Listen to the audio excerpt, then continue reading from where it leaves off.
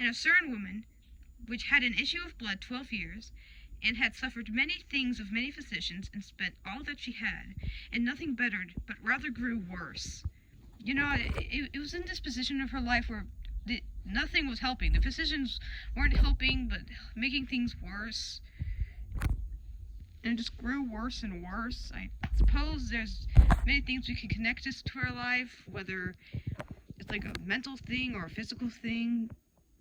And then the next part's one of my favorite scriptures. It's like, when she had heard of Jesus, came in the press behind, and touched his garment, for she said, If I may touch his clothes, I shall be whole.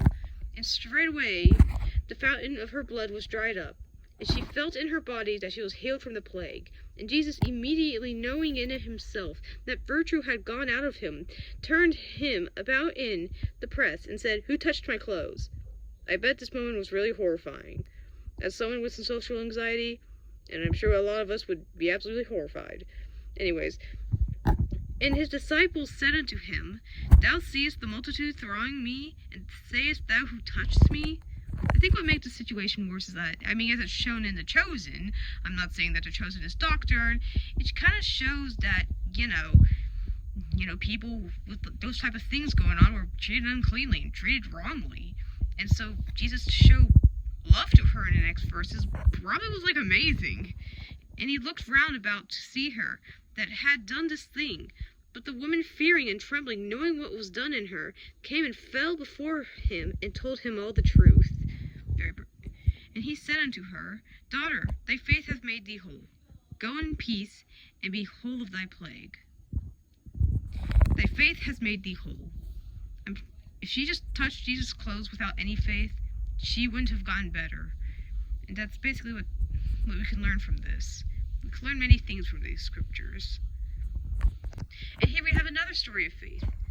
And it states here, While he yet spake, there came from the ruler of the synagogue's house certain, which said, Thy daughter is dead. Why troublest thou the master any further?